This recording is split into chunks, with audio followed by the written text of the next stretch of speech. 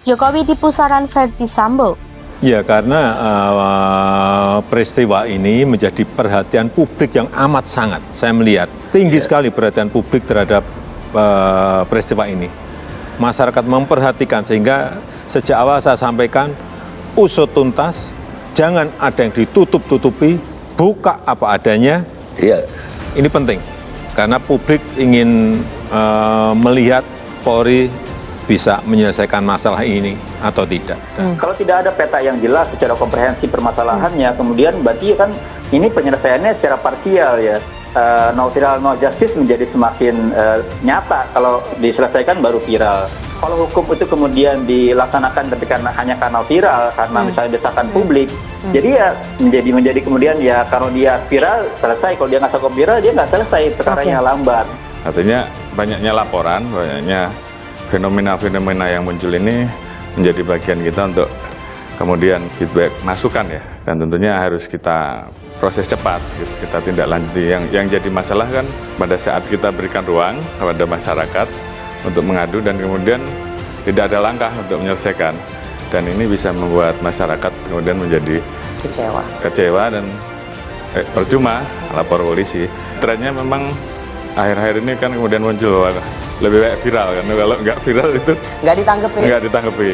Publik itu kan membutuhkan dukungan yang lebih dari publik ya, kepercayaan publik itu menjadi mutlak dalam penyelesaian hukum. Agar apa? Agar proses itu percaya oleh publik. Kalau publik semakin apatis, semakin nggak mau tahu, semakin nggak terlibat, maka kemudian ya akan menjadi sangat bergantung kepada pemerintah. Pressure-nya gitu. Jadi sebenarnya kan bagaimana publik, semua rakyat, semua masyarakat dilibatkan, punya perhatian yang sama, bersama-sama mendorong perbaikan, kritis, dan ketika dia kritis, ketika dia terlibat, berpartisipasi, dia aman, dia nggak dikriminalisasi. Jadi saya pikir ini adalah bagian dari ekspresi masyarakat untuk supaya polisi menjadi lebih baik, dan ini juga saya tegaskan kepada seluruh pimpinan khususnya untuk bagaimana kemudian melihat ini, kemudian mengambil langkah cepat sehingga kemudian masyarakat merasa bahwa ada harapan bahwa pada saat mereka membuat laporan, kemudian mereka mengadukan masalah-masalahnya, polisi cepat mengambil langkah. Seperti yang Bapak Kapolri sudah bilang, Kapolri ini pintar teman-teman, dia udah tahu kok. Dia bilang apa? Ikan busuk dari kepalanya.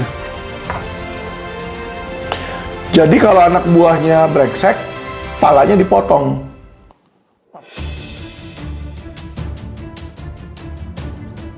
Presiden Jokowi telah berulang kali memberi pernyataan terbuka untuk menyelesaikan kasus Irjen Verdi Sambo. Dengan kasus ini terlibat masih berlaku. Apakah itu menunjukkan lemahnya pengaruh politik Presiden Jokowi? Kasus pembunuhan Brigadir J atau Brigadir Yosua adalah pertaruhan. Ini adalah tipping point atau titik krisis penegakan hukum di Indonesia, khususnya institusi Polri. Jika di internal penegak hukum sendiri keadilan tidak ditegakkan, bagaimana mungkin Polri mampu menghadirkan rasa adil dan aman di tengah masyarakat? Derasnya atensi terhadap kasus ini terlihat jelas dari pernyataan terbuka Presiden Joko Widodo. Tidak hanya sekali, berulang kali Presiden Jokowi meminta kasus ini segera dituntaskan. Bahkan, menurut penuturan Menko Polhukam Mahfud MD, RI 1 disebut begitu marah terhadap kasus ini. Pesan ke Listio, bocoran Mahfud MD tersebut dapat dimaknai sebagai double speak Presiden Jokowi. Menurut Eric Wartasman, ada why double speak is dangerous. Dengan mengutip ahli bahasa William Lutz, polisi melakukan double speak untuk menghindari keterangan terbuka. Artinya apa? Bocoran itu sebenarnya adalah teguran halus Presiden Jokowi kepada Kapolri Listio Sigit Prabowo agar kasus Verdi Sambo segera diselesaikan. Dalam artikel Pinter Politik pada 26 Oktober 2020 yang berjudul Listio Sigit Pasti Jadi Kapolri, Pinter Politik telah menebak bahwa Listio akan ditunjuk Presiden Jokowi sebagai Kapolri. Listio yang saat itu menjabat Kepala Barreskrim Polri resmi dilantik sebagai Kapolri pada 27 Januari 2021, sekitar 4 bulan setelah artikel itu ditulis. Sedikit mengulang isi artikel tersebut, ada dua alasan kenapa Listio disebut sebagai Presidentsman. Pertama, Kepres nomor 89 tahun 2000 tidak hanya mengubah kedudukan Polri, melainkan juga memberi perubahan besar dalam aspek politik. Dengan Polri ditempatkan langsung di bawah Presiden, jabatan Kapolri disebut diisi oleh mereka yang memiliki kedekatan tersendiri dengan RI 1. Kedua, mengutip Ari Santoso dalam Jokowi dan Jejaring Perwira Solo, Presiden Jokowi memiliki kecenderungan memilih kolega-koleganya yang dulu berdinas di Solo dalam menentukan posisi di TNI dan Polri. Melihat rekam jejaknya, Listio memiliki sejarah kedekatan panjang dengan Presiden Jokowi. Pada 2010 sampai 2012, Listio menjabat sebagai Kapolresta Surakarta. Kala itu, sang RI 1 menjabat wali kota Solo periode kedua. Pada 2012, ketika Jokowi terpilih sebagai Gubernur DKI Jakarta, Listio ikut pindah ke ibu kota negara dengan menjabat sebagai Kasubdit 2 di Tipidum Bareskrim Polri. Kemudian pada 2014 sampai 2016, Listio ditunjuk sebagai ajudan presiden. Yang menawarinya adalah Presiden Jokowi sendiri. Pengamat militer dari Institute for Security and Strategic Studies, sekaligus anggota tim penelitian dan pengembangan pinter politik, Khairul Fahmi juga menyebutkan bahwa penunjukan Listio sebagai Kapolri yang melompati 4 angkatan dan 12 komjen Polri merupakan indikasi sebagai presidenisme.